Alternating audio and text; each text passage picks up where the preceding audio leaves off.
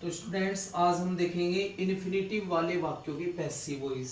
Infinitive होता क्या है? टू प्लस वर्ब फर्स्ट, ये इन्फिनिटिव होता है। फॉर एग्जाम्पल आप देखिए, जैसे मैंने लिखा है टू रीड, तो टू के बाद हमेशा वर्ब की फर्स्ट फॉर्म का प्रयोग करते हैं, तो ये इन्फिनिटिव होता है। अब जान लेते हैं इन्फिनिटिव वाक्यों की पैसिव वॉइस का rule. To plus verb first के स्थान पर हम रखेंगे टू बी वर्ब थर्ड। यदि इन्फिनिटिव के बाद ऑब्जेक्ट है तो उसे टू से पहले फोर के साथ रखेंगे।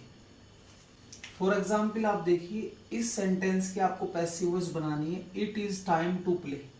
तो आप देखेंगे टू प्लस वर्ब फर्स्ट आया है, तो ये इन्फिनिटिव सेंटेंस है। इसकी पैसिव वॉइस आप किस प्रकार बनाएंगे?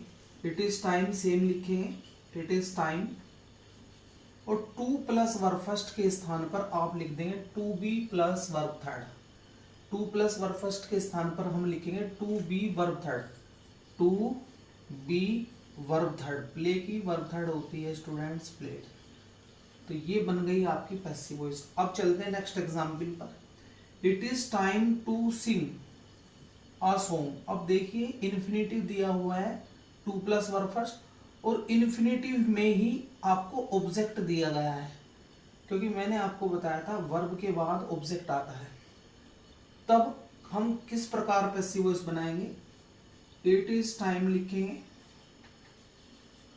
अगर सेंटेंस में ऑब्जेक्ट दिया गया है तो इस ऑब्जेक्ट को फोर के साथ लिखेंगे, फोर के साथ इस ऑब्जेक्ट को लिख देंगे for a song, for a song, और फिर लिख देंगे टू बी, और सिंग की थर्ड फॉर्म होती है संग। तो ये इस प्रकार से इसकी पैसिव वॉइस बनी। फिर से आप समझ लीजिए, it is time to play, it is time लिखा, टू बी वर्ब थर्ड।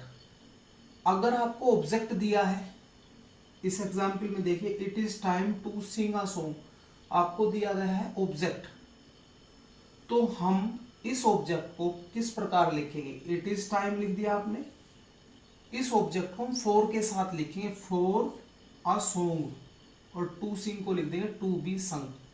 अब देखेंगे पैसिव वॉइस इन्फिनिटिव की हिंदी में किस तरीके से बनती है। तो हिंदी में सीखने के लिए आप पहचान देखेंगे, इसकी इन्फिनिटिव की जो पहचान होती है ना, नी, ने।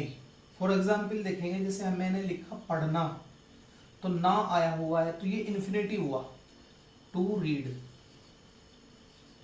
तो आप देखेंगे फर्स्ट एग्जाम्पल देखिए, पेड़ कटना है, तो ना है आया हुआ है, तो ये इन्फिनिटिव सेंटेंस है। अब मैं आपको बता दूं, चूंकि पेड़ अपने आप नहीं कटता, तो ये पैसिव वॉइस का सेंटेंस है। क्योंकि पैसिव वॉइस क्या होती है? जहां करता स्वयं कार्य नहीं करता, बल्कि उस पर होता है किसी व्यक्ति के द्वारा। पेड़ कटना है, पेड़ अपने आप नहीं कटता, पैसिव वॉइस है। तो हम देखो इस प्रकार बनाएंगे, पेड़ की अंग्रेजी लिखेंगे द ट्री, है की अंग्रेजी लिखेंगे इज, और कटने को लिखेंगे टू बी वर्ब की थर्ड फॉर्म कट।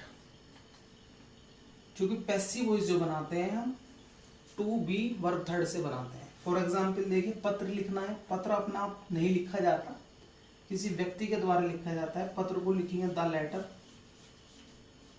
है के लिए लिखेंगे इज, और लिखने को हम लिखेंगे टू बी रिटन, चूंकि पैसिव वॉइस है। चलते हैं नेक्स्ट एग्जाम्पल पर। यहां मकान बनना है, तो मकान अपने आप नहीं बनता स्टूडेंट्स, किसी व्यक्ति के द्वारा बनता है, तो ये पैसिव वॉइस का सेंटेंस है। मकान को लिखते हैं द हाउस, है आया हुआ है तो इज, तो मकान बनने को बोलते हैं टू बी बिल्ट। इन्फिनिटिव की पैसिव वॉइस बनाने के लिए हम टू बी वर्ब थर्ड का यूज करते हैं। चलते हैं लास्ट एग्जाम्पल पर। अब खाना बनना है, खाना अपने आप नहीं बनता स्टूडेंट्स, पैसिव वॉइस है। द फूड, है के लिए लिखेंगे इज, और खाना बनने को हम बोलेंगे cooked. The food is to be cooked.